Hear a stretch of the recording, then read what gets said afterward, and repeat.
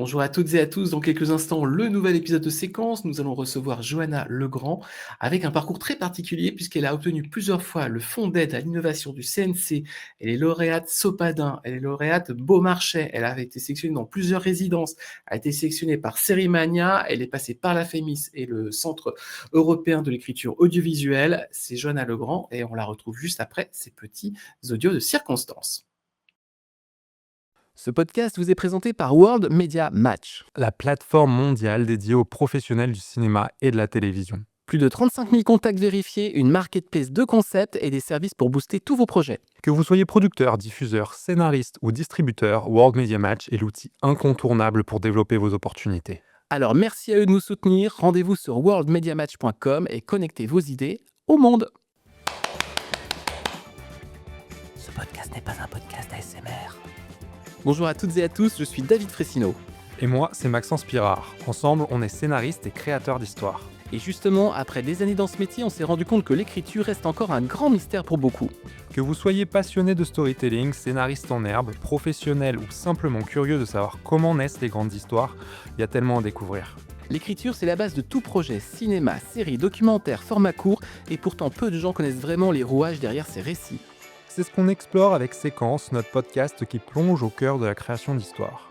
Tous les 15 jours, on reçoit des scénaristes, des réalisateurs, des producteurs, des créateurs pour décortiquer leur parcours, leurs méthodes et leurs astuces. Et ce n'est pas juste pour les scénaristes, tout le monde peut y trouver de l'inspiration, que vous soyez auteur, créatif ou simplement fan d'histoires bien racontées. Et si vous aimez ce qu'on fait, vous pouvez nous soutenir pour nous permettre de produire encore plus régulièrement. Rendez-vous sur Patreon ou Tipeee via les liens en description. Le podcast est disponible en audio sur Spotify, Apple Podcasts, Deezer et sur YouTube. Alors abonnez-vous, activez la cloche, mettez-nous 5 étoiles. Et maintenant, place à l'épisode. J'ai plus de 20 scénaristes sous contrat. Henri, c'est François. Que je te rappelle au sujet de notre scénario. C'est ça qu'on appelle un flashback? Nous sommes au regret de devoir vous annoncer que votre manuscrit n'a pas été retenu par notre comité de lecture. On ne peut plus se payer le luxe d'investir dans des choses aussi superflues qu'un scénario. Tu sais bien que je lis jamais les scénarios. Je vais lui faire une offre qu'il ne pourra pas refuser. Quand il s'agit de faire un film, les rêves ne suffisent pas. Je crée pour vivre.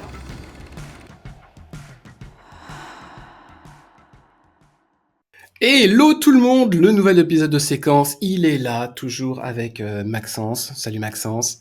Salut David, salut à tous.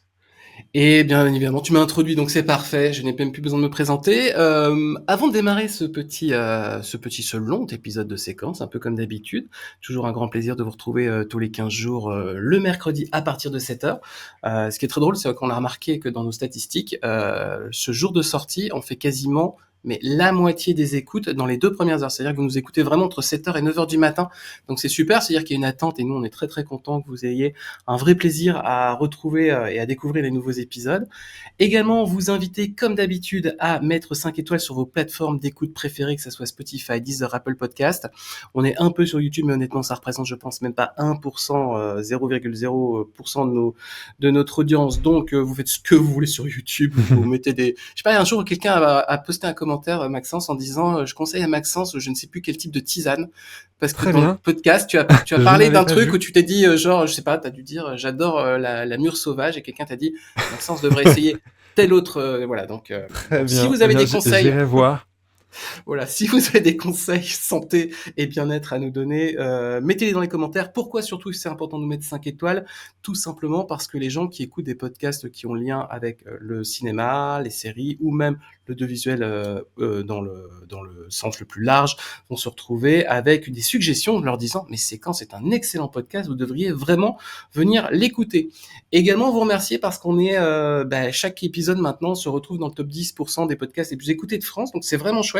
Je le redis et on vous le redit, c'est que c'est un vrai plaisir sur un podcast qu'on pensait vraiment de niche au départ, même si on n'a pas non plus l'audience la plus ouf du monde, mais c'est vraiment un podcast qui petit à petit est en train effectivement de conquérir vos petits cœurs et que vous soyez scénaristes, producteurs, réalisateurs.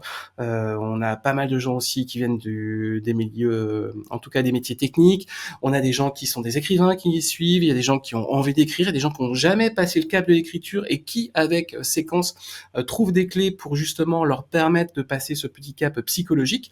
Donc voilà, tous vos retours, on les reçoit de plus en plus. D'ailleurs, Maxence, on se faisait la remarque il y a pas longtemps qu'on en recevait de plus en plus d'ailleurs des petits mots, que ça soit par LinkedIn, Instagram, même Facebook d'ailleurs, parce que Comme je suis vieux, on est sur Facebook.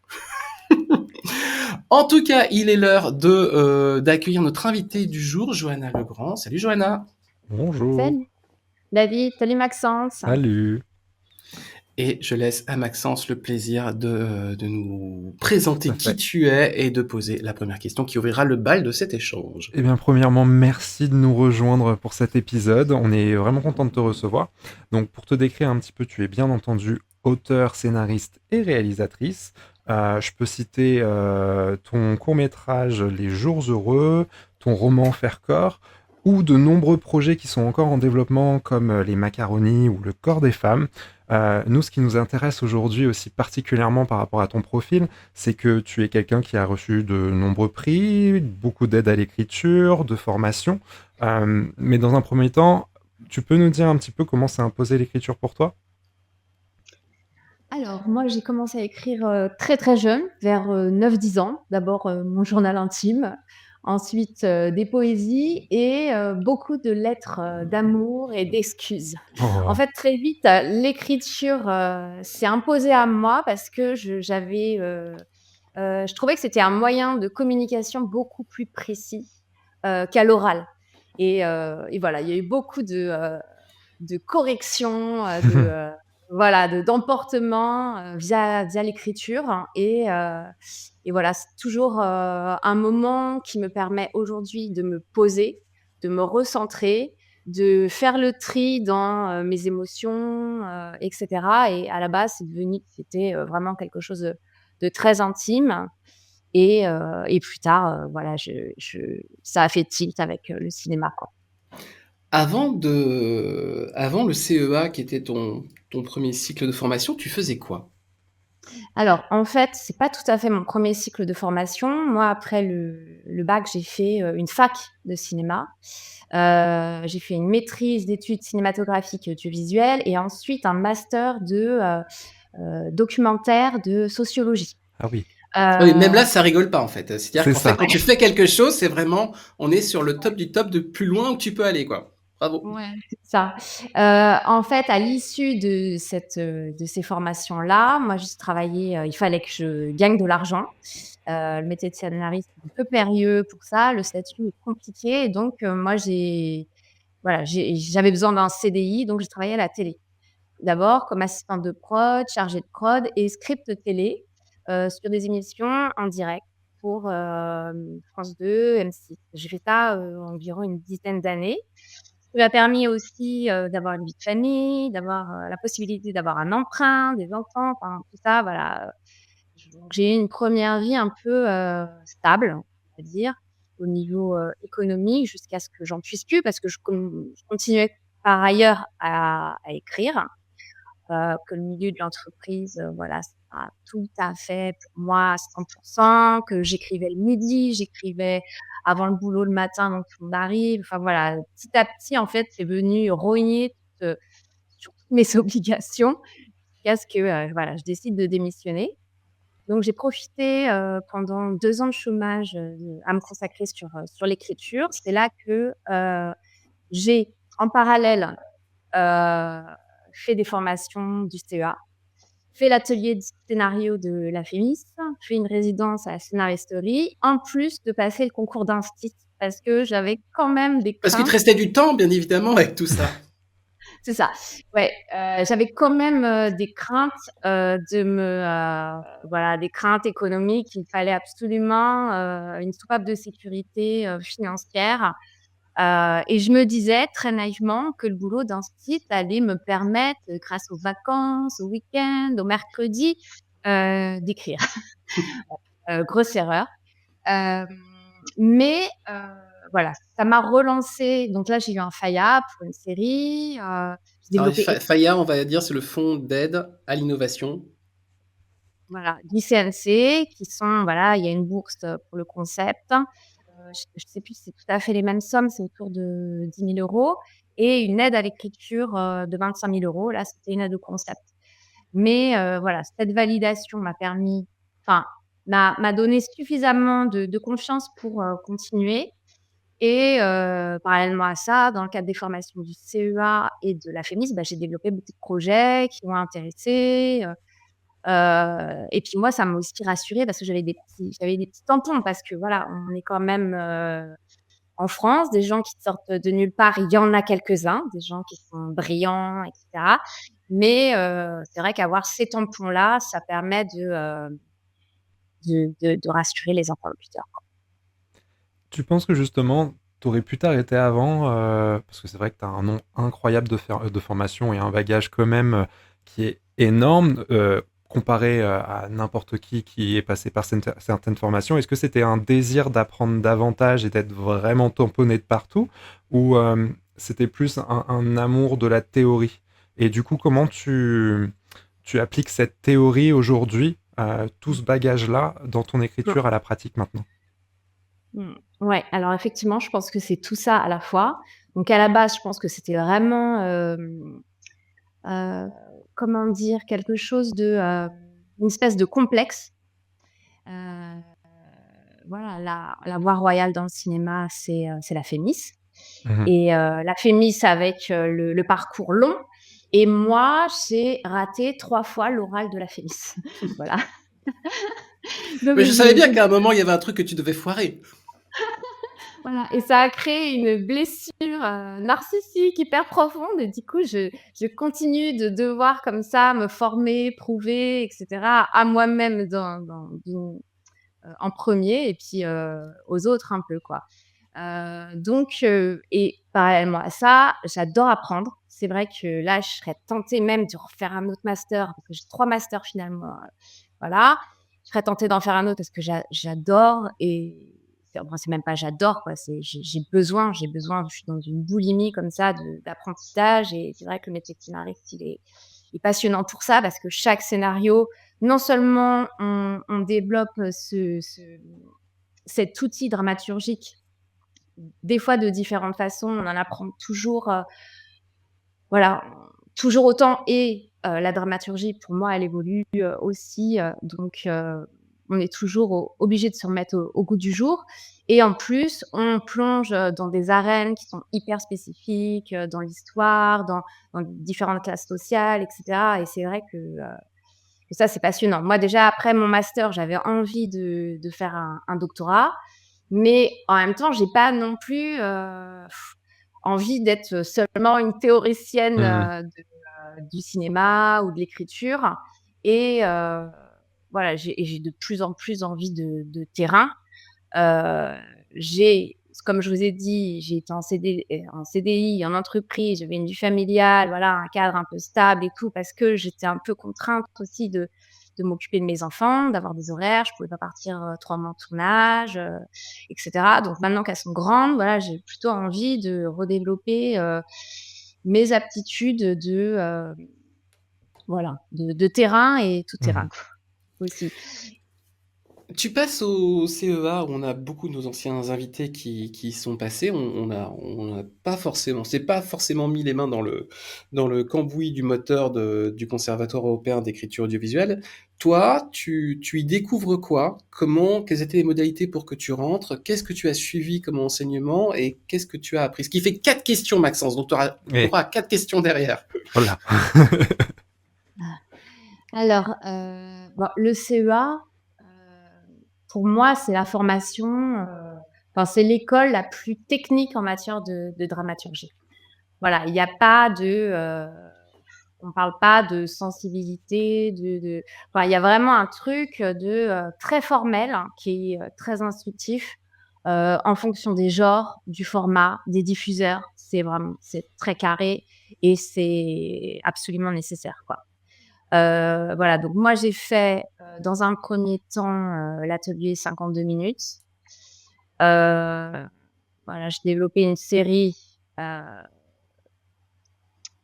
de comédie qui n'était pas du tout propice aux 52. Du coup, voilà, malheureusement, il aurait fallu la réécrire en 26 par exemple, voilà.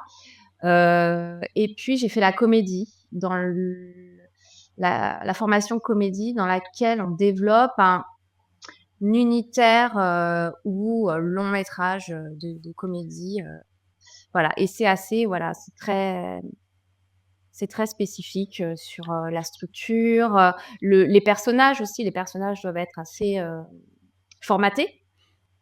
Pour moi, c'est la base, quoi. Ça fait T'as pas fait, tout, mais c'est la base. t'as fait le système où t'es pendant 2 ans non-stop sur place ou tu as fait le système en distanciel? Alors, justement, j'ai aussi raté cet oral de la formation de 2 ans. Ça Je y suis est, le allée à masque l'oral, tombe, Joanne. c'est clair. En fait, j'ai raté cet oral parce que j'avais déjà écrit un long métrage qui avait été finaliste du prix Sopadin, qui est aujourd'hui, enfin Sopadin Junior, qui n'existe plus tout à fait aujourd'hui. C'est le prix du meilleur scénario. Enfin, les modalités sont un peu différentes, mais voilà. Et en gros, pour eux, j'étais trop pro Ah, pour faire la formation de 2 ans. Et malheureusement, malheureusement, heureusement, je sais pas, ce scénario que j'avais écrit quasiment seule, en 6 mois, à la bibliothèque, un peu de façon complètement intuitive, mais pas du tout. J'avais quasiment eu aucun cours d'écriture. Le matin, je me levais, j'écrivais une scène par-ci, une scène par-là et tout. Et une fois que j'ai eu 100 scènes, j'ai remis le pulse, voilà. Et voilà, par chance, voilà, ou par intuition, voilà, ce scénario a eu un prix assez réputé et du coup, ils ont jugé que j'étais pas suffisamment junior, alors que je suis sûre que, enfin, j'aurais appris beaucoup d'autres choses dans ce cadre-là. Et notamment, ça m'aurait permis de cultiver un réseau qui est absolument indispensable et de plus en plus à la télé. À la télé, dans d'autres, surtout à la télé, quoi. Oui, donc j'ai pas fait la formation de 2 ans et j'ai fait, des formations de 3 mois, 2 mois, enfin voilà, de ce type de temps qui sont aussi des formations où on est vraiment en immersion. C'est très difficile de travailler par ailleurs, quand on est chez soi et qu'on n'est pas en formation, on écrit, à la fin, il y a un pitch devant, tout l'audiovisuel, voilà, qui sont, très sérieuses et très intéressantes. alors tu me corrigeras si je me trompe, mais je compte que tu as obtenu 3 FAIA. Donc du coup, pour moi, tu obtiens automatiquement le statut de la pro de l'aide à l'écriture du CNC. Comment tu dirais que c'est quoi le secret pour obtenir une aide à l'écriture pour le CNC? Et si tu peux nous donner tes conseils. Ouais, alors déjà, j'en ai obtenu 3, mais j'en ai envoyé plus de 3. Ouais. Voilà, donc voilà, mais alors moi, je dirais que, pour obtenir un fonds d'aide à l'innovation, il faut combiner des compétences d'écriture pour la télé, mais aussi pour le cinéma. À savoir qu'en fait, pour le cinéma, c'est plutôt, la transformation d'un personnage, Mhm. qui va te porter, du début à la fin, des enjeux émotionnels, très forts, heu, alors qu'à la télé, ça va plutôt être la structure qui va faire basculer le récit. Et donc, si tu arrives à imbriquer les 2, Ouais. Heu, je me dis que, tu peux avoir un FAIA. Voilà, il y a cette chose-là. Ensuite, il y a la clarté.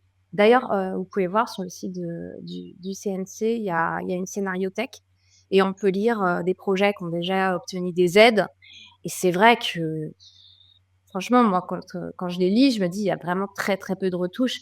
Même sur des séries qui sont ultra ambitieuses, elles sont écrites d'une façon simple et limpide. Mhm. Il y a pas de déchets, en fait. C'est vraiment l'essentiel. Il y a pas de il y a pas d'ambiguïté. C'est-à-dire que tous les lecteurs de la commission vont voir et comprendre la même série. Et voilà et cette simplicité, elle est très complexe à atteindre. Voilà. Ensuite, tu vas venir aussi, tu disais te frotter à l'atelier scénario de la Fémis. Est-ce que c'est pareil? Tu peux un petit peu nous décrire comment, en tout cas, quelle est l'expérience que tu as vécue là-dedans? Ouais. Bah, alors, voilà, l'atelier scénario de la Fémis, c'est un peu ma revanche. Hem, En fait, donc on a environ 200 candidats. Ils retiennent, 21, élèves, heu, pour, heu, pour 18 mois de formation sur, l'écriture d'un long métrage dans 3 groupes. Donc en fonction du consultant, de votre personnalité, du consultant que vous avez, voilà, il y a des approches un peu différentes. Moi, je dirais que j'étais plus dans un accompagnement de coaching, plutôt que dans une formation, didactique. Mmh. Ce qui était aussi très chouette. Moi, j'ai adoré cette année-là. On m'en avait fait, vraiment une peinture assez dure, comme quoi, en fait, tu te prenais des claques, des réflexions tout le temps, et moi, j'ai pas du tout ressenti ça. Voilà, j'ai pas du tout ressenti ça. J'ai trouvé que moi, j'étais avec, Jacques Acchetti. Enfin, j'ai trouvé qu'il était plein d'humour et que voilà, faut aussi avoir du recul sur ce qu'on écrit. Des fois, on fait des loopings pour pas aller au cœur de son récit, pour pas aller toucher des trucs qui nous blessent aussi, quoi. Donc, voilà, quand, tu as fait un peu de travail sur toi, je pense que, c'est une formation super intéressante. Après moi, quand je suis sortie de là, alors bon, déjà, on parlera peut-être plus tard des sujets, sur lesquels j'écris. Voilà, j'écris des trucs qui sont difficiles à produire parce que c'est des sujets un peu tabous, et cetera. Mmh. Moi, c'est ça qui m'intéresse. J'écris donc dans ce cadre-là une comédie sur la mort volontaire et heu et donc sujet compliqué à produire, mais aussi, j'avais pas réalisé de court-métrage. Voilà. Aujourd'hui en France, on est quand même toujours, ça fait des années que j'entends ça va changer, et cetera, mais on est quand même toujours, dans ce culte de l'auteur-réalisateur, et donc je savais qu'il fallait que je réalise ce long, que ça allait être une galère pas possible de le confier à quelqu'un, qu'elle allait le réécrire, enfin voilà. Après d'aller démarcher auprès des financements, notamment le CNC qui a du mal à concevoir le fait qu'on soit auteur-réalisateur. Et malheureusement, voilà, j'avais pas réalisé de cours. Donc j'étais pas tout à fait prête, à faire un long, quoi, clairement. Voilà. Justement, vu que tu as abordé le point des courts-métrages, tu en as écrit quelques-uns, tu en as même réalisé certains. Est-ce que tu as une attirance particulière pour ce format et pour toi, en fait, comment ils sont encore reçus dans l'industrie aujourd'hui? Alors, pour moi, le court-métrage, en fait, justement, c'est un peu ce qui fait que mon parcours a été un peu, à l'envers, d'un point de vue de l'écriture. C'est que tout le monde commence petit et ajoute de l'ambition à ses projets, et moi, j'ai directement écrit un long métrage, voilà, copro, franco-étrangère, historique, enfin voilà, c'était assez compliqué, et donc ça fait des années que je reviens à des formats plus courts, des productions, plus légères, moins chères, le huis clos, 2 personnages, voilà. Et donc j'ai enfin réussi à trouver, une histoire pour un court métrage parce que, bon voilà, on peut rater beaucoup de courts métrages en se disant que, c'est, heu, c'est un sujet pour un long, c'est des personnages de long, et cetera. Donc là, j'ai enfin trouvé, une histoire pour un court que j'ai d'ailleurs, écrit en 4 jours, heu, parce que il y avait une évidence pour le format. J'étais très contente. J'étais en train de me casser les dents par ailleurs, en commission sur d'autres courts-métrages, et là, je me suis dit: «Non, mais c'est bon, je vais pas perdre mon enthousiasme». J'avais une comédienne super, célèbre qui finalement n'a pas fait de film, mais en fait qui m'a lancée, voilà, la comédienne, c'est, Victoria Abril, qui m'a lancée qui m'a donné suffisamment d'enthousiasme pour, partir dans la réalisation et la production du film. Et ensuite, du coup, je me suis dit: «Bon, on va pas partir dans les financements. Moi, j'ai un peu d'argent de côté». Heu, c'est un quasi huis clos. J'ai trouvé toute l'équipe technique. J'avais aucun pote qui a participé au film, et que des gens que je connaissais pas, qui sont venus pour le scénario. Pour le sujet, on était toujours sur la mort volontaire, mais là, je suis restée classique, on est resté dans le drame, voilà.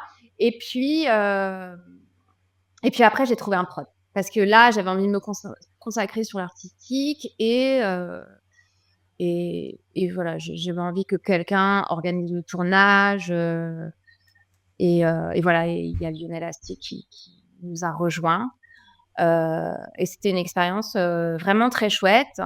Bon, le court-métrage, il y a beaucoup à en dire. Ce qui est compliqué, c'est que, en fonction, heu voilà, court métrage, long métrage, c'est très différent au niveau sur plein de trucs et la télé, c'est aussi très différent. Donc court métrage, moi j'y crois encore, je trouve ça super. Après, je suis là par exemple, je viens de recevoir l'avis enfin c'est même pas la commission, de lecteurs au CNC sur un de mes cours qui est produit, qui commence son parcours de financement. Et en fait, j'ai que des jugements moraux. D'accord. Voilà, j'ai que des jugements moraux, j'ai aucune critique ni sur la proposition de réalisation, sur le scénario et ça m'ennuie beaucoup, ça s'appelle de la censure et Ouais. voilà, c'est très ennuyeux. Donc au niveau du court-métrage, faut savoir que le financement est très politique. Voilà, faut être dans les sujets voilà du moment.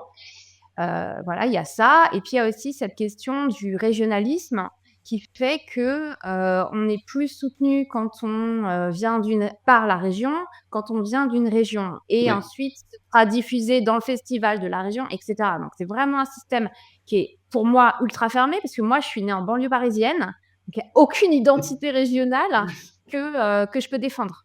Mmh. Donc là, au niveau des guichets de financement, je suis vraiment très embêtée et j'ai très envie pourtant de faire des courts-métrages. Tu vois, j'ai 2 courts-métrages là qui sont en financement. Il y en a un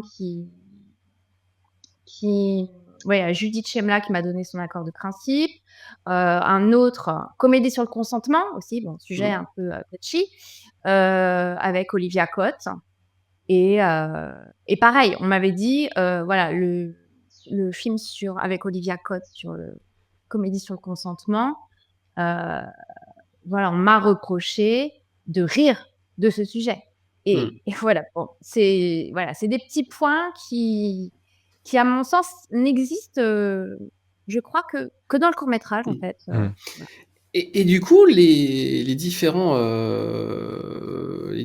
FAI que tu as eu du CNC, en fait, ne sont pas du tout des choses qui ont finalement permis d'ouvrir la porte des autres guichets du CNC pour tes cours, quoi. Non, pour Ce qui est moi, assez ce sont dingue. ouais. Parce que tu pourrais dire, ça pourrait être une rampe de lancement en se disant, bah tiens, on a quelqu'un qui a eu du FAI plusieurs fois, qu'on trouve talentueuse. Du coup, effectivement, on a les guichets court-métrage, c'est une bonne rampe de lancement. Non, il n'y a vraiment aucune passerelle, quoi, en fait. T'as pas senti une... Alors, en fait, c'est vrai que les frontières se réduisent entre la télé et le cinéma, mais concrètement, pour moi, ce sont même, je dirais, 3 réseaux différents, court-métrage, long-métrage, télé.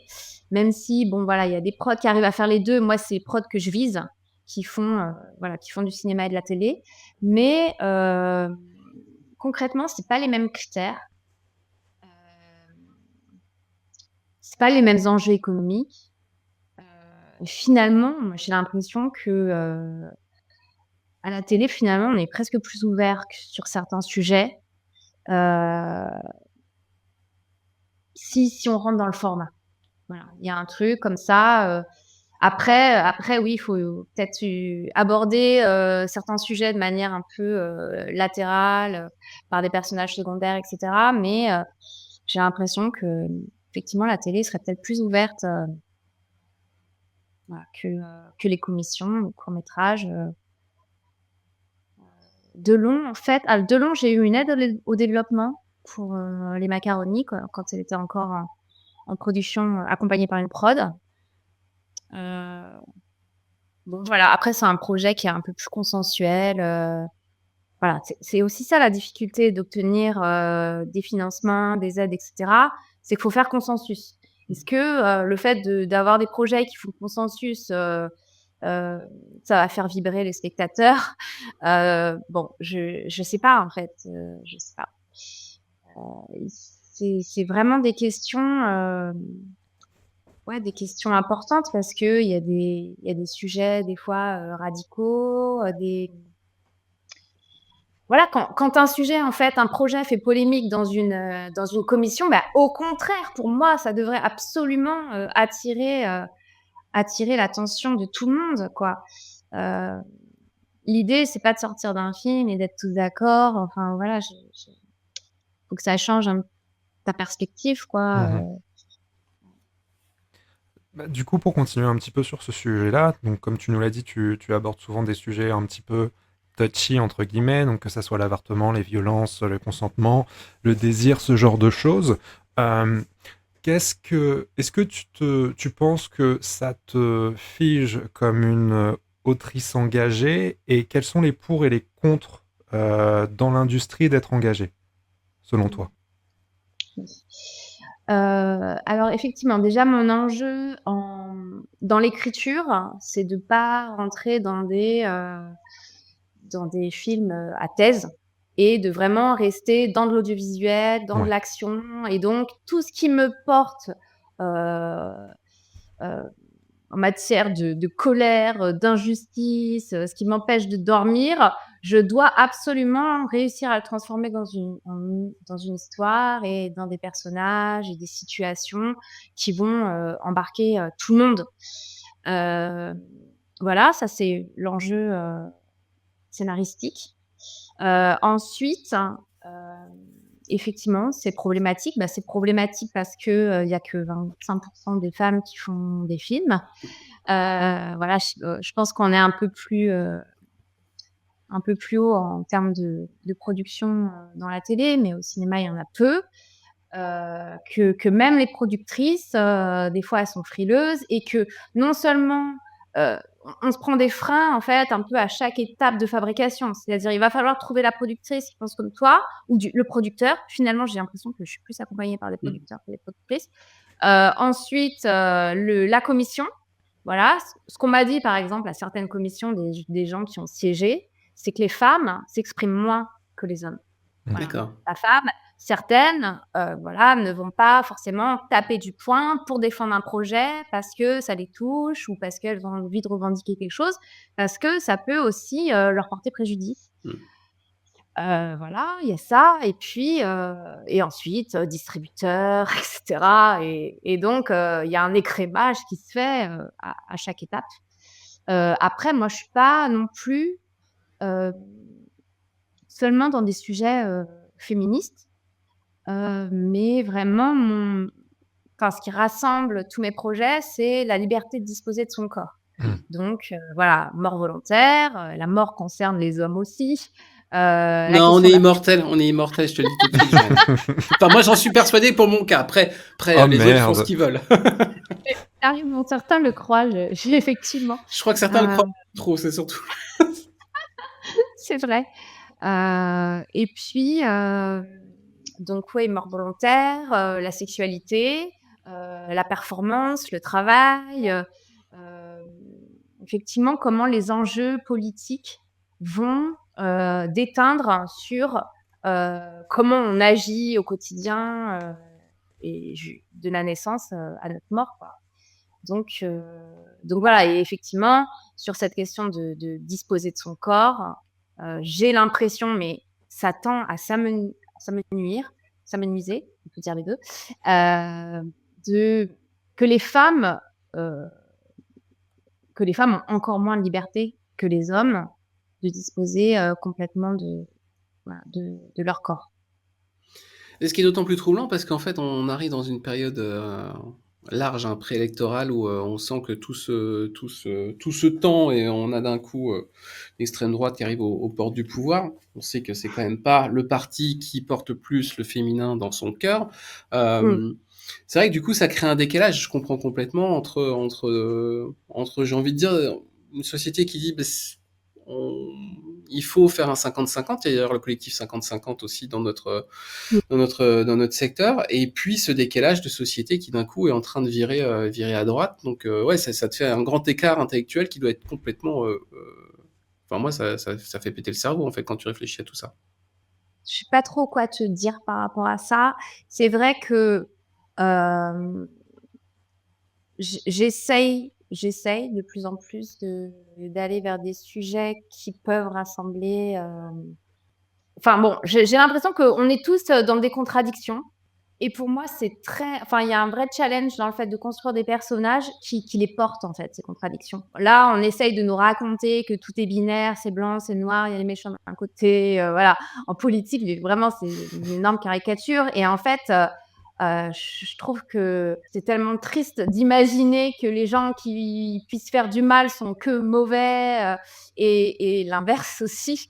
Et moi vraiment ce qui m'intéresse dans le fait de raconter des histoires, c'est, de créer des personnages dont les actions, qu'elles soient bonnes ou mauvaises, sont justifiées par, leur vécu, leur pression, tout ça, et d'apporter de la nuance, quoi. Pour que ce soit, à gauche ou à droite, on Mmh. arrive à les comprendre. Et d'ailleurs, là, dans la série qui vient d'obtenir Beaumarchais et qui a été sélectionnée à Sérimania, enfin, le projet a été sélectionné à Sérimania, justement, je parle, en fait, d'une sage-femme qui est contre l'avortement. Tu l'expliques très bien dans la Bible que tu nous as envoyée, dont on a pu prendre connaissance. C'est vrai qu'en fait, le personnage est porté par un trauma qui est déjà lié à ça, et qu'effectivement, tu fais basculer au fur et à mesure des épisodes son point de vue sur l'avortement, dans une période charnière en plus.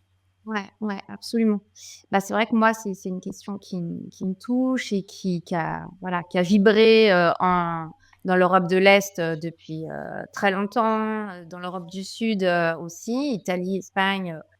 L'accès à ce droit devient de plus en plus compliqué. C'est très fréquent qu'en fait les femmes viennent avorter en France. Et donc c'est important de partir aussi de ce postulat, de justifier qu'en fait on puisse être contre. Voilà. Il y a des raisons.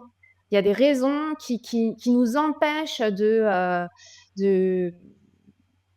tolérants en fait dans plein de domaines. Et souvent moi je pense qu'en fait tous les choix qu'on fait dans notre vie sont euh, menés par la peur. Voilà, on se raconte beaucoup de belles histoires en disant j'ai acheté une maison, je sais pas pourquoi, mais en fait c'est parce que tu as peur de finir sous un pont quand tu seras vieux. Enfin voilà, il y a la peur est un vrai moteur d'action.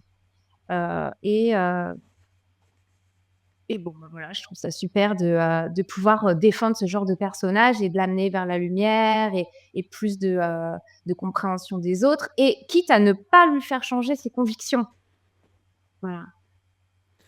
Est-ce que tu as déjà été dans un cas, vu que tu parlais de censure tout à l'heure, où tu as dû t'auto-censurer pour que ton projet soit éventuellement un peu plus finançable?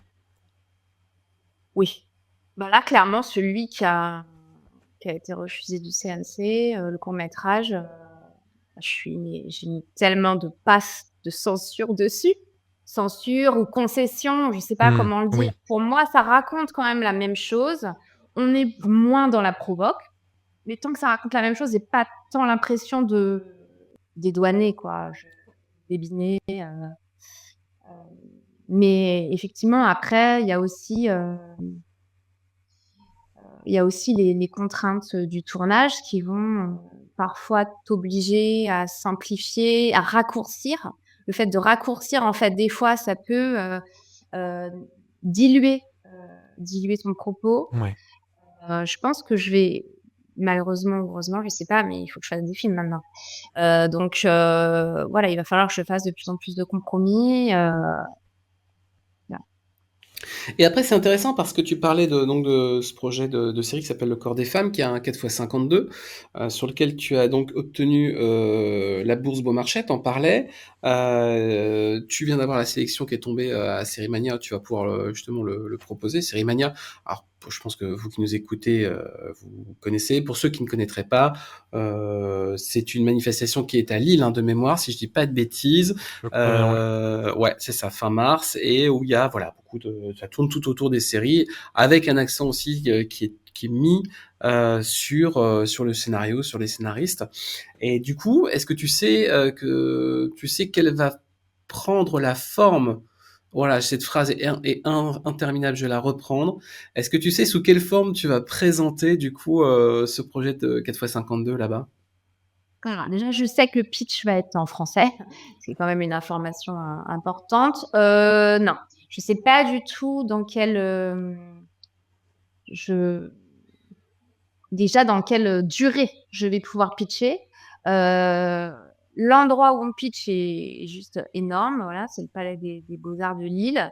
Après, il y a peut-être des salles de conférence qui sont beaucoup plus confidentielles. Si je pitch en français, je pense que c'est réservé au public français, à moins que ce soit sous-titré, mais ça m'étonnerait. Mais peut-être qu'il va y avoir des questions-réponses. La majorité, parce que j'ai pitché quand même pas mal de fois, notamment au CEA, ce que je disais à l'issue des formations, un pitch mon projet. À la FEMIS, justement, j'avais organisé le premier pitch de l'atelier scénario dans un auditorium. À Scénaristerie aussi, on a pitché. En général, plus c'est court et mieux c'est. Voilà. En 5 minutes, tu pitches. Soit on te pose 2-3 questions, mais bon, même les organisateurs, ils sont un peu... voilà, pour être plus rassurant, les questions, finalement, on les prépare, quoi. Donc, on laisse pas le public te coincer. Donc, voilà, je pense que 5 minutes de pitch, 5 minutes de questions, ça va être ça, quoi. C'est ce que je me dis. Je voulais parler un petit peu de Faircore, puisque j'ai vu qu'il y avait aussi bien projet de long métrage que le roman. Et du coup, je voulais que si tu peux nous faire la relation entre les deux. Ouais, absolument.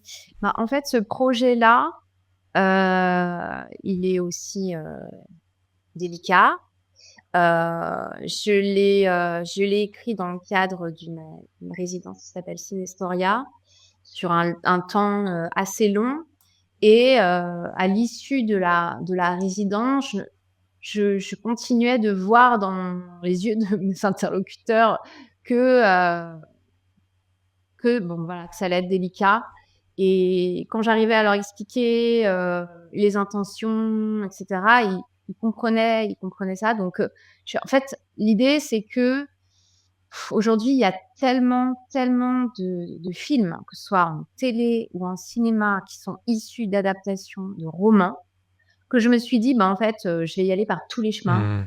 Je vais écrire un roman qui pourra se faire adapter. Je vais faire un cours qu'on pourra transformer en long. Je vais y aller par tous les chemins. Et ce projet-là, notamment, voilà, il me reste un peu de réécriture pour finaliser le roman.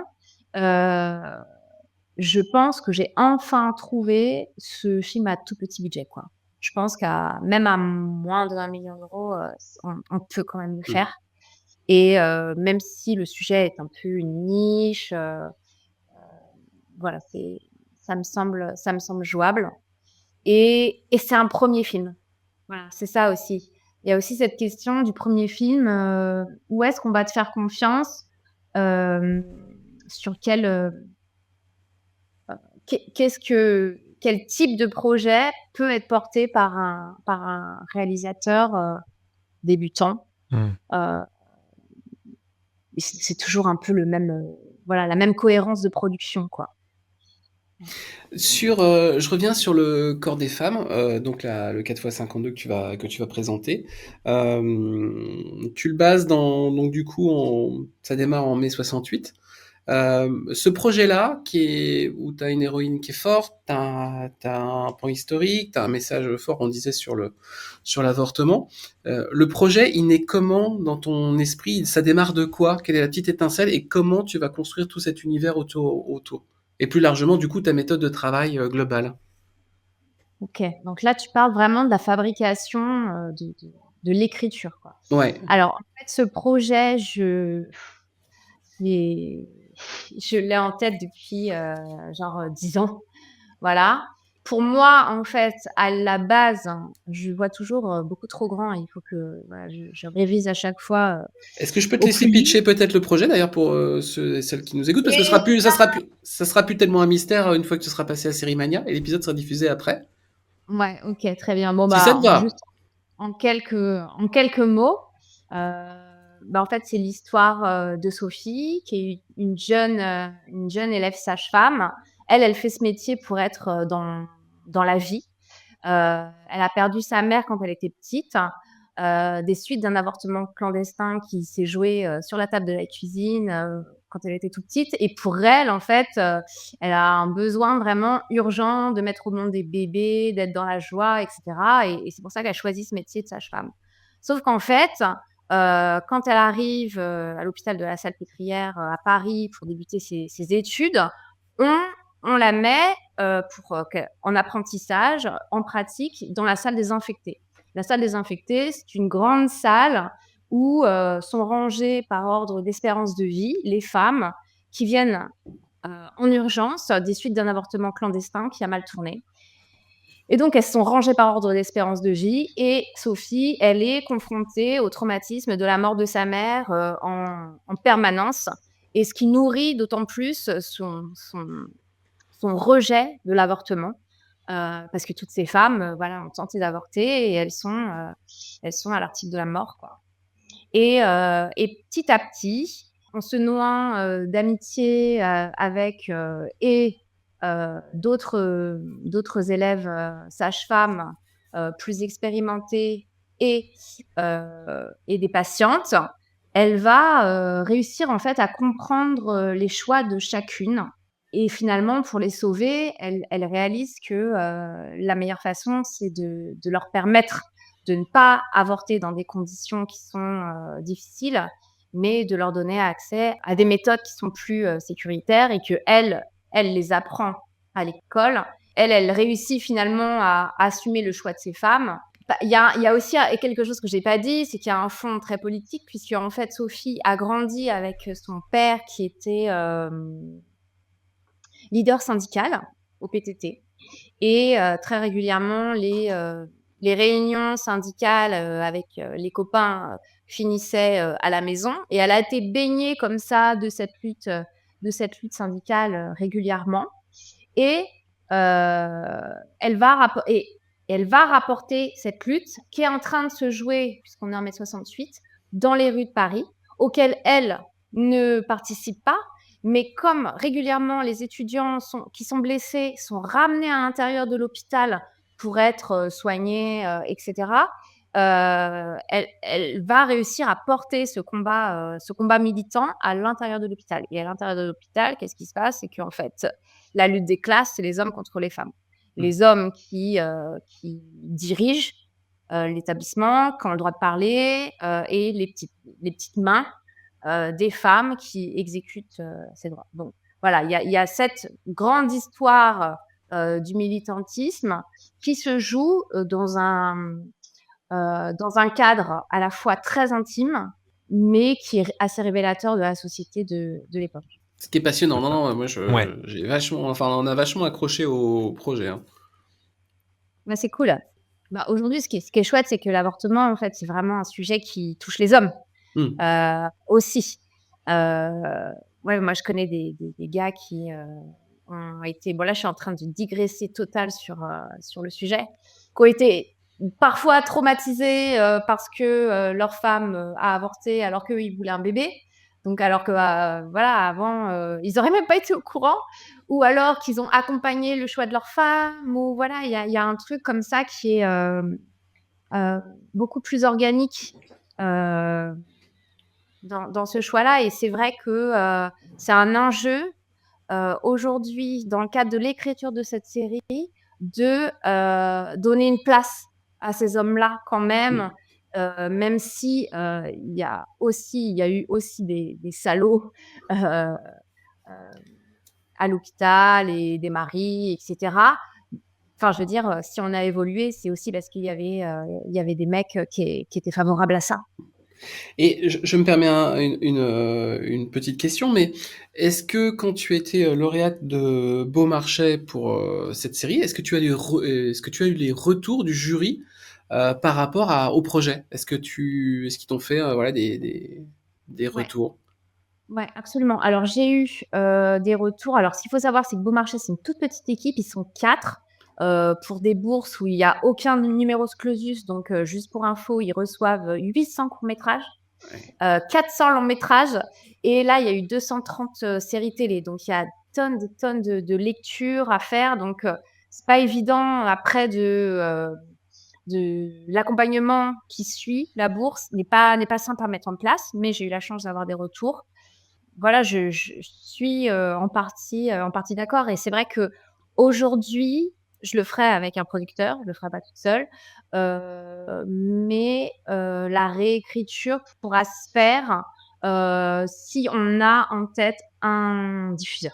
Voilà, lorsqu'on aura un diffuseur, on saura vers quel, comment développer précisément la série. Ça peut être aussi une coproduction internationale qui a un personnage de médecin anglais. Il y avait de la contrebande de sondes à l'époque, donc il peut y avoir un petit côté aventure. Ça peut être tout à fait un truc ultra intime, genre pour Arte, ou alors quelque chose de beaucoup plus mainstream en rajoutant de la romance, de l'aventure. Parce que t'as pas encore de producteur dessus, hein, c'est ça? Non, j'ai pas de producteur dessus et je suis Alors, assez... C'est le Oui. moment alors de se c'est le moment. rencarder. Alors, je vous le dis, vous qui écoutez le podcast, vous avez 2 choix dans votre vie. C'est soit travailler avec David et Maxence. Je parle de moi à la 3e personne. Mais il y a un choix qui est vachement bien, c'est franchement contacter Johanna parce que son projet, il est vraiment très très bien. Et si vous avez envie, enfin moi je le vois vraiment, je pense qu'on est sur une série soit entre Arte ou France Télévisions, tu vois. Et il y a un vrai beau propos. Et en plus, voilà, vous entendez que vous avez quelqu'un de talent de l'autre côté du micro. Et puis ça vous évitera, voilà, de trop chercher. Ne cherchez pas en fait, l'évidence elle est là. Mais voilà, mais plus sérieusement, c'est vrai que voilà, si vous êtes producteur, productrice et que vous écoutez le podcast, parce qu'on sait que vous êtes nombreux à nous écouter, ça vaut peut-être le coup de vous pencher là-dessus, quoi. Et le but du coup de Série Mania, cette lecture, tu en attends quoi? Ou alors ils t'ont dit quelles étaient leurs attentes de leur côté? Ouais, alors je vais juste rajouter une toute petite chose pour Beaumarchais. Pour les productions, d'une part, moi j'ai écrit quasiment un huis clos pour pas que ce soit trop cher vu que c'était un projet historique, mais aussi il y a une aide au développement de Beaumarchais pour les futurs producteurs de 8 Ah, 000 €. bien vu, Johanna, c'était exactement, vous voyez ce podcast, il sert à ça, vous voyez, parce qu'en fait, on n'est pas débiles, nous, les scénaristes. On a plein de trucs plein d'astuces dans nos petites poches. Donc, ouais. Et donc, ils ont le droit, ouais, effectivement, à une bourse d'écriture, enfin, en tout cas, un budget de dev pour le futur producteur. Ouais, c'est ça. Voilà, un budget de développement de 8 000 € pour la réécriture. Si je veux le transformer en roman, j'ai aussi une aide à l'édition. Enfin, il y a plusieurs petits trucs qui sont un peu inconnus. C'est écrit nulle part, mais j'ai pris connaissance là récemment. Bah, Et tu vois, qui, j'apprends aussi parce que je n'avais Ouais. jamais entendu parler. ouais. Dans un autre registre, tu touches donc du coup à plusieurs types de genres, mais dans un genre un peu plus niche, il y a le genre érotique. Comment toi tu le définis et quelle place il a aujourd'hui dans l'industrie par rapport à ce que toi t'aimerais en faire? Alors c'est vrai que pour moi, il y a dans la question du genre érotique quelque chose de l'ordre heu, de l'engagement politique, féministe. Là, c'est clair et net. Pour moi, ce qui est fait ou alors les noms vont peut-être m'échapper, mais même quand c'est fait par des femmes, en fait, je retrouve quand même les mêmes, heu, les mêmes codes, du patriarcat. Genre, la femme qui va aller, s'émanciper en devenant prostituée, en devenant stripteaseuse, voilà, je trouve, je comprends pas en fait. Je comprends pas. J'ai l'impression que on manque d'imagination ou sans doute il y a beaucoup de choses qui sont écrites mais qui ne se font pas. Et donc là, pour le coup, il y a un vrai, pour moi, enjeu de d'écriture, euh, d'une vraie histoire. Euh, non seulement alors l'érotisme, c'est le désir, hein, c'est pas la pornographie. Oui. Et pour moi, c'est aussi important enfin, j'ai 2 filles qui sont adolescentes. Pour moi, c'est une catastrophe l'approche que peuvent avoir les jeunes aujourd'hui. Et il me semble que le désir des femmes, mais peut-être aussi des hommes, mais je crois que c'est un peu différent, mais le désir des femmes est porté par l'imagination. Voilà, c'est comme ça. Et donc pour moi, les récits qu'on fait autour de la sexualité, ils sont fondamentaux et ils doivent absolument être repensés. Voilà, faut décloisonner voilà tout ce qu'on a fabriqué depuis des années. Là, par exemple, Emmanuel, pour moi, c'était ultra, ultra déceptif. Je sais pas jusqu'à quel point elle a été, cadenassée dans l'écriture. Je crois qu'elle a eu un budget colossal, Ouais, je crois que c'était mais 15 millions d'euros, je crois, le budget du remake d'Emmanuel, ouais. ouais, c'est possible, mais c'est vrai que et puis je trouve que c'est un peu léger, quoi, le scénario. Voilà, c'est une femme qui cherche, son plaisir, son désir, je sais pas. Enfin, j'ai l'impression de l'avoir vu 1000 fois. Mmh. Hem, C'est drôle parce que je fais une petite aparté, mais je discutais de ce questionnement avec une amie scénariste et qui me disait un truc juste. Elle me dit en fait, un homme a besoin de faire l'amour pour se sentir bien, une femme a besoin de se sentir bien pour faire l'amour.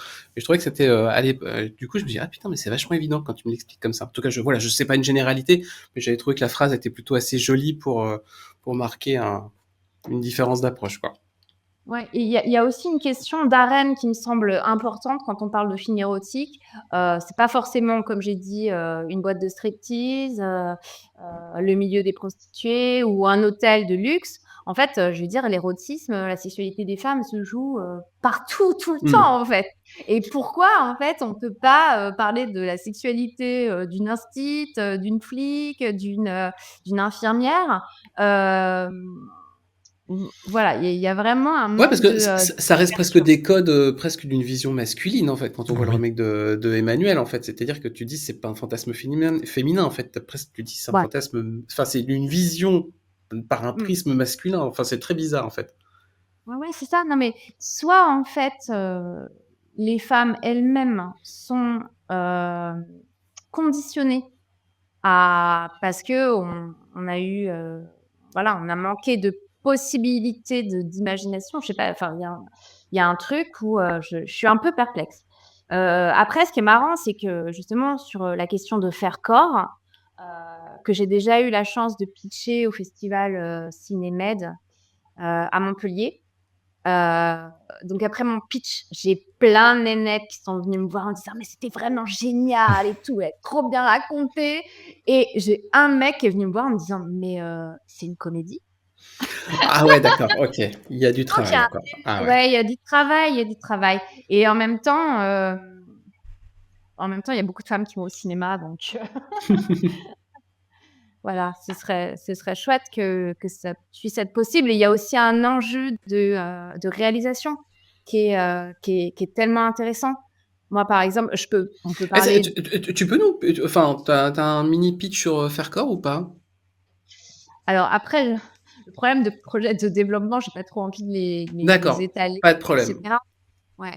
Mais En tout cas, il y a un corps. Voilà. Donc, vous ferez avec voilà. ça, chers auditeurs, chères auditrices, imaginez. Non, mais justement, par rapport à la citation que tu as faite tout à l'heure, effectivement, on est avec un personnage qui a besoin de retrouver, les sensations de son propre corps pour, ensuite faire corps avec l'autre. Ok. Et donc, voilà, et toute l'écriture, voilà, dans cette question de l'érotisme, il y a toute, comment retranscrire à l'image, mais d'abord à l'écrit, toute cette, sensualité, sensorialité, comment écrire une scène de sexe, sachant qu'elle va être filmée pas forcément plein pot. Voilà, il y a beaucoup de contraintes d'écriture et ensuite de réalisation, quoi.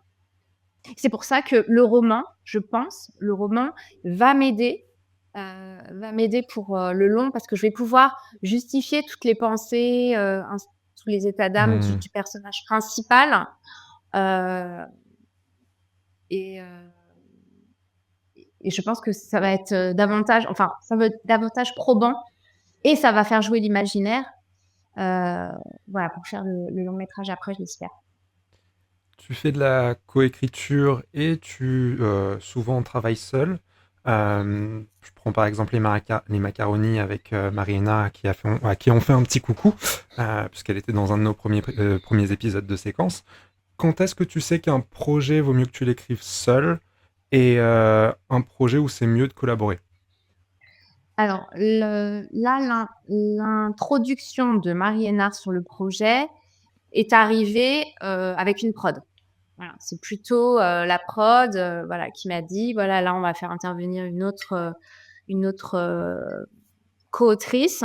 notamment pour travailler à la base avec une réalisatrice. Ça devait être un projet Mmh. réalisé par quelqu'un d'autre, voilà, avec laquelle, voilà, c'était compliqué de coécrire et avec Marie, j'ai réussi c'est moi qui l'ai choisie, et je suis très contente du travail qu'elle a fait sur ce scénario, qui est en plus un projet hyper personnel puisque ça a inspiré l'histoire de ma mère qui a immigré dans les années 60, d'Italie en France. Voilà, donc c'était pas forcément un choix personnel, mais c'était un choix, nécessaire. En tout cas, pour que le projet avance, parce qu'on était un peu dans une impasse avec la réal. Ensuite pour, mes autres collaborations, c'est un peu des hasards, quoi. Je me dis pas: «Tiens, j'ai envie d'écrire un truc à 2, je vais chercher avec Ouais. qui, machin». C'est plus, voilà, je parle d'un projet que j'ai envie de raconter et la personne, elle me dit: «Ah, ça me ferait plaisir de l'écrire aussi». Moi, ça fait écho sur le thème et on coécrit ensemble et alors, c'est marrant parce que, du coup, on se nourrit de la méthode de l'autre aussi, on n'écrit pas du tout de la même façon. Enfin, moi, à chaque fois, j'ai écrit différemment, à chaque fois que j'ai coécrit avec, d'autres co-auteurs. Ça donne aussi un nouveau souffle quand, on bloque. Voilà et puis, majoritairement les 2 autres fois, c'était aussi des projets que j'avais initiés, heu et du coup, j'aime bien laisser parce que c'est quand même pas simple de s'approprier un projet de quelqu'un d'autre. J'aime bien laisser un peu l'autre, tout casser. Ouais. C'est un peu dur, mais ça me semble nécessaire et tout et pour qu'il s'approprie aussi le projet et puis ensuite on remonte ensemble, quoi. Il y a un truc qui est intéressant sur le projet Les Macaronis, parce que tu es sur un long métrage et sur un drame historique, c'est que on va aborder d'ailleurs ce thème-là, c'est la résidence en fait, parce que tu as participé à plusieurs résidences, dont celle-ci, qui était une résidence franco-italienne. Alors raconte-nous comment ça se passe et quelle est l'émulsion, et s'il y en a une d'ailleurs dans ce type de résidence. Mmh. Alors pour les macaronis, j'ai participé non seulement à la résidence Dreamego, qui est une résidence, internationale, en Suisse et qui est assez extraordinaire en matière d'organisation, de logement, enfin c'est suisse, quoi. Ouais, c'est C'est ce que j'allais dire. J'ai failli faire un cliché en disant c'est suisse, mais en vrai, quand t'as déjà bossé avec des Suisses, tu fais oh, en fait ouais. c'est suisse, quoi. Oui, oui, c'est vraiment la façon dont on traite, tu as vraiment l'impression de faire un truc important pour, le monde. Voilà et c'était, vraiment génial là-bas, c'est que comme tu as des intervenants internationaux, bah, tu as des regards d'étrangers, sur ton projet qui, par exemple, il y a un consultant qui était indien, d'Inde, qui est né en Inde et qui a immigré à Los Angeles et en lisant le projet inspiré de l'histoire de ma mère qui est italienne, qui a immigré en France, il me dit: «Mais en fait, tu as écrit, l'histoire de ma mère» Ah, excellent. et heu et voilà et ça, c'est vraiment génial de se dire que finalement, on a réussi à toucher l'universalité du sujet. Ça rassure, ça rassure. Et à l'issue de cette formation-là, donc il a été sélectionné à la Villa Médicis dans le cadre d'une résidence courte. Heu et là, bon, c'était super parce que c'était d'Italie, quoi. Ça faisait 20 ans que j'étais pas allée en Italie. C'était en italien, la résidence était en italien, donc il y avait vraiment, ça donnait tout son sens à son projet que j'écris en France, où j'ai que des interlocuteurs qui étaient français. Là, vraiment, c'était chouette et je pouvais avoir le retour de producteurs, italiens. Voilà et ensuite on a pitché en anglais, au marché international, du, audiovisuel. Donc c'était chouette. Après, le problème de ce projet, c'est qu'on trouve pas de casting. Voilà. Ah oui, On d'accord. cherche en fait l'espèce de la Monica Bellucci de 40 ans, aujourd'hui connue aussi bien en Italie, qu'en France et elle Ah existe oui, je comprends, ouais. voilà.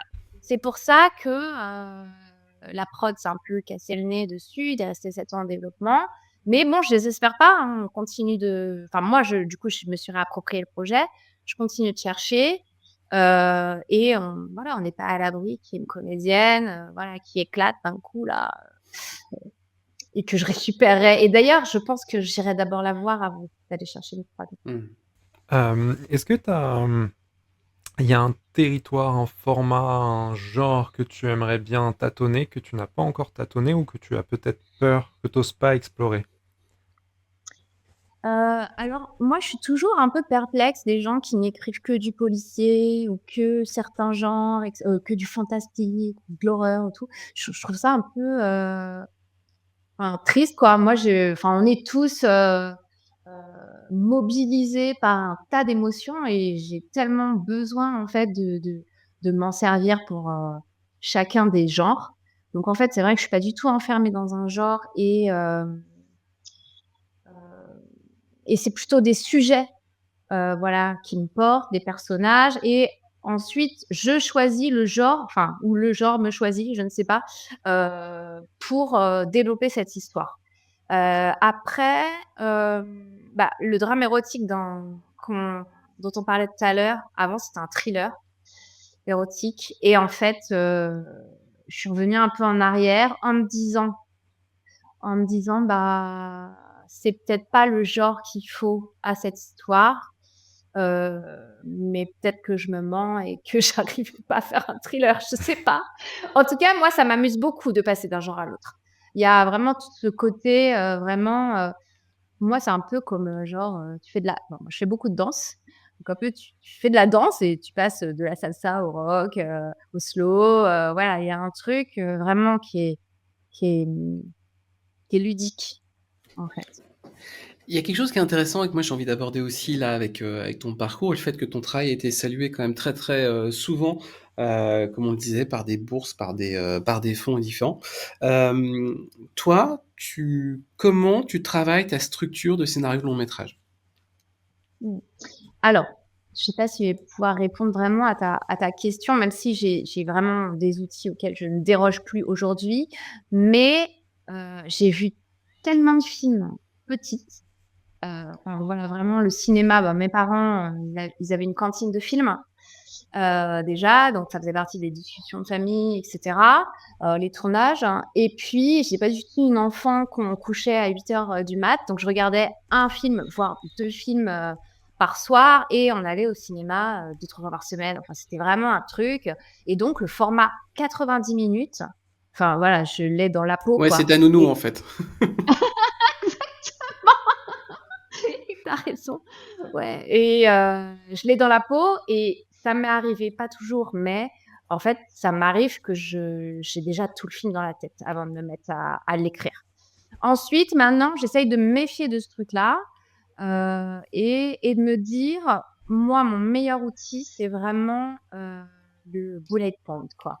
Le chemin de fer, ça va être un outil qui va m'aider à faire le synopsis d'un côté, le séquencier de l'autre et je reviens toujours à ce truc-là, heu, voilà, pour, me cadrer un peu. Parce qu'en fait, j'ai l'impression qu'il y a un peu de profil de scénaristes, ceux qui sont vraiment, très psychologie, personnages, dialogue, dont je ferais, intuitivement plus partie par nature, en fait, et d'autres qui sont plus, structure et parce que pour moi, le séquencier, par exemple, c'est des maths, quoi. C'est Mmh. vraiment des maths.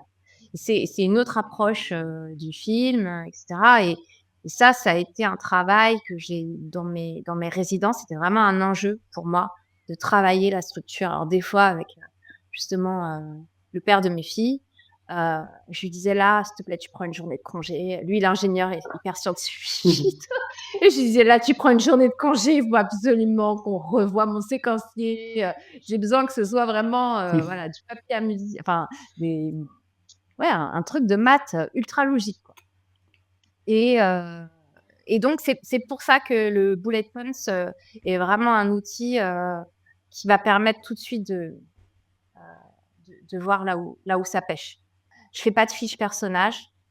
Dans le cadre des résidences, en fait, c'est quelque chose qui s'est fait naturellement, mais enfin voilà, on fait des retours sur les projets des uns et des autres. Donc en fait, la phase non, mais tu as raison. En fait, si j'ai des outils, mais que je considère même plus comme des outils, mais plus comme une Vas-y, façon de raconte. du coup, on passe beaucoup à l'oral. On parle beaucoup des projets à l'oral, donc il y a des choses qui sont mal comprises et cetera, qu'on est obligé de creuser, de développer et cetera Et moi, j'ai des périodes d'écriture, enfin d'écriture, qui sont pas vraiment de l'écriture, mais qui sont justement de l'oral avec moi-même. Donc, je m'enregistre en pitchant, je m'enregistre dans mes notes d'intention, etc. Et après, je passe à l'écrit. Enfin, voilà, je repasse à l'écrit et j'élague. J'élague tout ce qui est complètement inutile et je resserre. Voilà, ça c'est des outils, je trouve que passer à l'oral pour ensuite écrire, c'est ça te permet de faire un peu de tri avant de faire les erreurs par écrit et de réécrire, c'est plus complexe, quoi. Si l'un de tes projets engagés sortait en salle, disons demain, est-ce qu'il y a, est-ce que tu t'inquiéterais de la réception en fait de ton film tout particulièrement, ou tu penses que tu arriverais à te détacher de tout ça? C'est difficile, hein, des fois on a des projections sur soi qui nous surprennent. Heu, en fait, c'est vrai que moi j'ai du mal à comprendre. Alors, j'accuse personne, hein, mais bon, quand on fait un film, on a envie que ce soit vu par des milliers, millions de spectateurs et c'est vrai qu'il y a beaucoup de films, qui font 10 000 entrées, voire moins et heu et des fois, c'est presque attendu. Alors des fois, il y a des problèmes de distribution, mais des fois les sujets n'intéressent personne, en fait. Mmh. Voilà, on est dans un entre-soi et pour moi, c'est pas possible, en fait. Il y a beaucoup d'argent public, dans le film. Pour moi, c'est important, justement, cette universalité, que pas que justement que ça qu'il y ait une réception, qui soit consensuelle. On peut, sortir dans la salle en disant: «Ah bah, c'est de la merde, c'est pas grave», mais au moins que ça ait fait quelque chose, quoi. Il y a tellement de films dont on se souvient pas, on s'ennuie, moi je me surprends des fois à sortir mon téléphone dans une salle, enfin, je c'est j'ai j'hallucine, voilà, j'hallucine des fois de ce qui sort en salle. Donc j'espère, bon, à la place du spectateur, c'est toujours plus simple et des fois, il y a des enjeux qu'on comprend pas quand on est à la place du spectateur. Mais voilà, même sur des petits films, des fois, il y a, bon, on sent qu'il y a quelque chose, même quand il y a de la maladresse et cetera, et donc pour répondre à ta question, heu, ouais, je pense que je serais vraiment dégoûtée si personne alors que quand j'écris, j'ai envie de parler au monde entier. Voilà. Aujourd'hui, t'as combien de projets en stock C'est une Alors, question qu'on. Je fais une petite aparté parce que c'est vrai c'est une question qu'on pose souvent à nos invités. Alors, on a eu des. Je me rappelle que Claire Barré nous a dit qu'elle avait exactement écrit tout ce qui était sorti, c'est-à-dire qu'elle avait très peu de oh, stock. Et là où je sais plus, Maxence, tu me rectifieras, mais je crois que c'est Tigrane qui nous avait dit qu'il en avait peut-être 40 prêts à dégainer, quoi. mmh, OK. Moi, j'ai peut-être une quinzaine de projets. Alors, il y en a qui sont vraiment en dormance depuis hyper longtemps et que peut-être j'aurai jamais le temps de reprendre. Mais pour moi, ils sont pas complètement morts, quoi. Rien n'est mort, c'est mes bébés, voilà, je les, c'est Lionel Astier qui m'avait dit: «Bon là, ça suffit, tu as trop de projets, tu en prends un et tu le fais grandir». Je lui fais: «Non mais c'est mes bébés, je peux pas les laisser». Il me fait: «Bah, tu dis maman revient et tu en prends un pour le faire vraiment, quoi». Et donc voilà, je reviens souvent à ce qu'il m'a dit, maman revient. Heu et oui, en général, en simultané, j'en ai genre 5. Voilà et c'est vrai que les projets se nourrissent les uns les autres, quand tu es bloqué sur un, tu passes à un autre et tu es jamais dans l'inactivité, complète, quoi. Moi, j'hallucine quand les gens me disent, et en même temps, je trouve ça beau. Il y a des gens, ils restent 10 ans, 15 ans sur le même projet et quand ça se fait, c'est génial et quand ça se fait pas, c'est à mort, quoi. Ouais. Pour rebondir sur les projets bébés, il n'y en a pas un parmi tous tes projets qui compte un peu plus que les autres? Ouais, pour moi, c'est faire corps. Comme je te disais, je suis sûre que celui-là et en fait, je suis sûre et je me trompe peut-être, mais la conviction porte beaucoup et donne beaucoup d'énergie, donc peut-être que je vais faire en sorte que j'ai raison. Je suis sûre que c'est le premier film que je vais faire. Ouais. Voilà et donc c'est pour ça que, qui me tient à corps, justement. On va arriver tout doucement à la fin de cet entretien, donc on va se laisser une dernière question, Maxence et moi. Ouais. J'avais initié ça dans une précédente émission, je vais le garder parce que j'ai 2 questions et je vais te demander de choisir celle que tu préfères, en fait, celle que tu veux aborder. Tu es en train de coécrire un Meurtra, la célèbre collection, de France Télévisions. Est-ce que tu souhaites nous en parler ou est-ce que tu veux nous dire quel est le profil du producteur ou de la productrice idéale qui pourrait bosser avec toi? Alors, je vais laisser de côté la question sur le Meurtra parce qu'en fait, France Télévisions a gelé, ses budgets concernant ces projets. Ils vont peut-être, s'arrêter complètement donc voilà. Alors le producteur idéal, c'est quelqu'un qui te fait confiance, heu et qui est un bon contradicteur. Voilà. Qui met le projet à l'épreuve en permanence. Tout en ayant confiance dans tes aptitudes à rebondir, à transformer, le projet. C'est aussi quelqu'un j'ai peur que la liste soit longue. C'est aussi quelqu'un, en fait, qui va pas, changer, l'intention du projet. C'est-à-dire que, l'histoire, elle peut changer, mais 1000 fois. Tout peut changer, les personnages, la structure, la fin. La fin, c'est un peu délicat, mais ça peut quand même changer. Heu, mais par contre, il faut pas toucher à l'intention. Même, pour saisir l'opportunité d'un distributeur ou un truc comme ça, si tu touches à l'intention, en fait, on peut te faire dire complètement l'inverse de ton intention de départ et a priori, c'est ton intention qui a, intéressé le producteur sur le film. C'est parce qu'il la partage. Alors après, c'est vrai qu'il y a des gens qui sont effectivement, opportunistes, qui viennent sur un sujet, puis sur un autre, qui se contredisent et cetera. Mais moi je saurais pas dire, complètement l'inverse de ce que je pense. Heu, voilà. Après,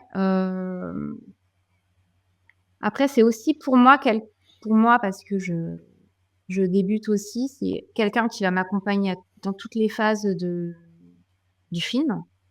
C'est pas seulement un financeur ou alors ils sont 2 par exemple, ils se partagent, le boulot mais c'est vrai que j'ai besoin de par exemple, pour moi, le montage, c'est vraiment une épreuve, quoi. Mmh. Déjà rester enfermé dans une boîte, c'est dur et à un moment donné, tu as besoin d'avoir, du recul, et cetera donc c'est quelqu'un qui va t'accompagner sur toutes les phases de fabrication, du film. Hem Voilà, pour moi, c'est c'est la locomotive. Mmh. Déjà, il y a aussi un peu ce truc, je me suis retrouvée des fois avec des producteurs où en fait, tu restes la locomotive, du projet, et c'est vrai qu'une f moi non, j'ai vraiment envie que le moteur ça devienne, le producteur à un moment donné.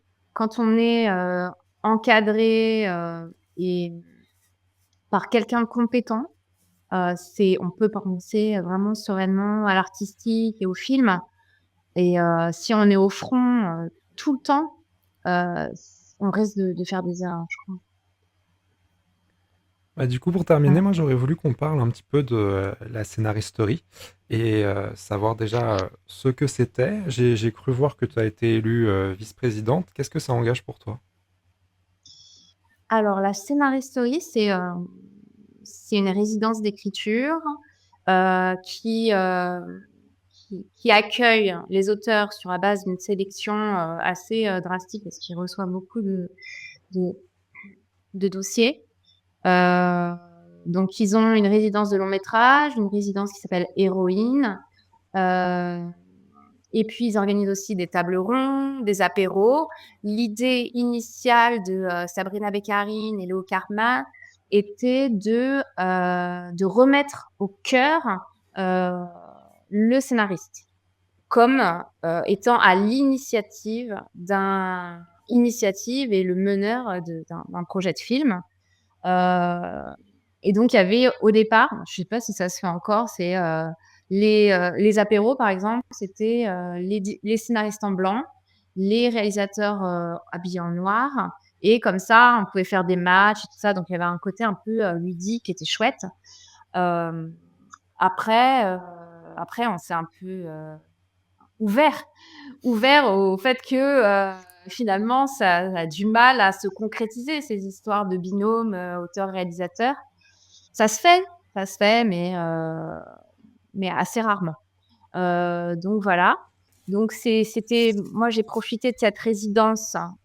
J'ai été sélectionnée pour un long métrage de comédie qui était et c'était super chouette. C'était ultra bienveillant. Donc il y a un peu comme ça. Et bon, ça arrive de plus en plus souvent, hein, des résidences bienveillantes où on est obligé de faire une passe sur toutes les qualités du projet. Et, euh, et voilà. Et plus on est dans cet état d'esprit de bienveillance, et je pense plus on peut aller loin en fait dans l'écriture, sortir des sentiers battus, prendre des risques, etc.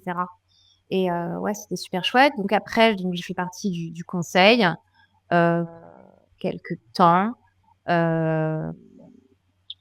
Bon, ils font aussi des petits déjeuners.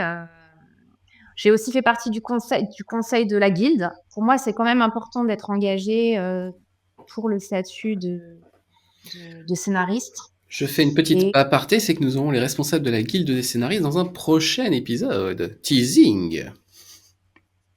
Ouais, super. Non, mais c'est important de s'engager sur le statut. Et en même temps, je sais pas si ça t'aide concrètement dans le métier. Tous les gens un peu syndiqués, engagés, quoi. Ouais. Donc, voilà, aujourd'hui, je suis à la SRF, comme j'essaye de basculer du côté de la réalisation, même si j'ai bien conscience qu'en fait, mes projets de télé, je vais pas les réaliser, et que là, je les écris pour d'autres réalisateurs, réalisatrices. Et voilà, et c'est marrant parce que c'est vrai que il y a une autre ambiance. Il y a une autre ambiance à la SRF. On voit qu'on est avec des gens qui sont plus des gens de terrain, qui ont plus d'aisance, je dirais, relationnelle que les profils de scénaristes qui sont peut-être plus timides, plus intellectuels, etc. Et voilà, après, il y a aussi ce truc qu'il y a beaucoup d'associations, de syndicats différents qui divisent un peu le combat, malheureusement. Eh bien, écoute, un grand merci, Johanna, d'avoir passé ce temps avec nous, avec nos auditeurs et nos auditrices. Pour finir, on a une petite ritournelle, et c'est à Maxence que je passe la parole. C'est ça, donc 3 questions. Tu réponds ce qui te passe par la tête le plus rapidement possible, et puis on verra. La première, c'est ton film et ou ta série préférée. Mon film... Ma série préférée... Eh ben, mon film, je dirais Breaking the Waves. Et c'est très dur parce que j'aime des films très, très différents. Donc là, on va m'enfermer dans un truc, mais c'est pas grave. Voilà. Super. Le scénario que tu aurais voulu écrire. Incendie. Et le dernier coup de cœur, tout format confondu. Alors, le dernier coup de cœur, pour moi, c'est Sirat. Ouais, très bien. Ça faisait 20 ans que j'avais pas eu une claque comme ça au cinéma, et ça donne de l'espoir, en fait. On peut encore être surpris, et voilà, c'était beau, et ouais, et j'y repense beaucoup. Et c'est vrai que moi, j'avais eu plein de souvenirs comme ça de cinéma quand j'étais adolescente, des films qui m'avaient scotché, où tu restes après dans la salle et tout, t'arrives plus à te lever, et t'y repenses, et ça, en fait, ça change un peu la direction de ta vie, quoi. Et Sirat, je crois que ça va en faire partie. Ça faisait longtemps que ça m'était pas arrivé. Et en plus, le public a vraiment donné une adhésion à Sirat, en fait, qui est un film où un père et son fils recherchent dans le désert du Maroc, je crois, autour d'événements électro, sa grande fille qui a disparu. Et moi, je me suis toujours parmi la séquence du van sur la route. Hein. Ça, c'est. En fait, ce qui est marrant, c'est que moi, on m'avait prévenu que le midpoint était ouf. Ouais. Je m'y attendais. Et donc, la scène, tu la regardes, ça va se passer comme ci, comme ça. Et t'anticipes en tant que scénariste, ils ont fait tout. Et ils ont quand même réussi à me surprendre. J'ai failli tomber de ma chaise. Et Et je me suis dit: «Bon, moi, je suis un peu de Marseille, je vis les choses intensément» et je me suis dit: «Qu'est-ce qu'en pensent les autres?» et je me suis retournée dans la salle et en fait, tout le monde avait les mains sur le visage comme ça, était complètement scotché d'effroi et ouais, c'est beau quand Ouais. enfin, voilà, le cinéma, c'est comme ça, une émotion comme ça collective, c'est chouette, quoi. Johanna, Maxence, c'est l'heure de nous quitter. Vous qui nous écoutez, c'est l'heure de faire autre chose. Faites quelque chose de votre vie, quoi. Arrêtez d'écouter ce podcast, même s'il est Tu vas le extrêmement regretter, qualitatif. David. Ouais, non, restez, on aime bien savoir que vous aimez bien. Merci Johanna encore d'avoir passé ce temps avec nous. Merci à vous, Merci à toi, c'est c'était chouette, vraiment cool. j'ai Vous qui nous écoutez, c'est donc le moment de reprendre une vie à peu près normale. On vous invite à, comme d'habitude, mettre 5 étoiles sur votre plateforme d'écoute préférée, que ce soit Spotify, Deezer ou Apple Podcast. On vous encourage à mettre, si vous avez envie de mettre un petit commentaire aussi, paraît-il que les algorithmes adorent ça. Vous pouvez aussi, et je n'en parle, est-ce qu'on en parle de temps en temps du Patreon et du Tipeee, Maxence? Ça arrive pas tout le temps, mais on en parle. Ouais, pas tout le temps. Grosso modo, je crois qu'on en parle dans le petit sonore d'intro. Grosso modo, voilà, si vous avez envie de nous permettre de poursuivre, de faire plus d'épisodes. Et actuellement, on est en train aussi de se dire que on va peut-être aller faire des événements et que ça, c'est un petit coup. Donc, si vous avez envie, voilà, de soutenir le podcast pour nous permettre de prendre l'air de temps en temps avec Maxence, de ne pas sentir trop le moisi, vous pouvez utiliser ces deux principes. Et c'est vrai qu'on en parle, on le pousse pas vraiment parce que c'est pas notre objectif principal, mais ça peut servir. Voilà, on vous souhaite une excellente continuation à toutes et à toutes. Bye bye. Salut!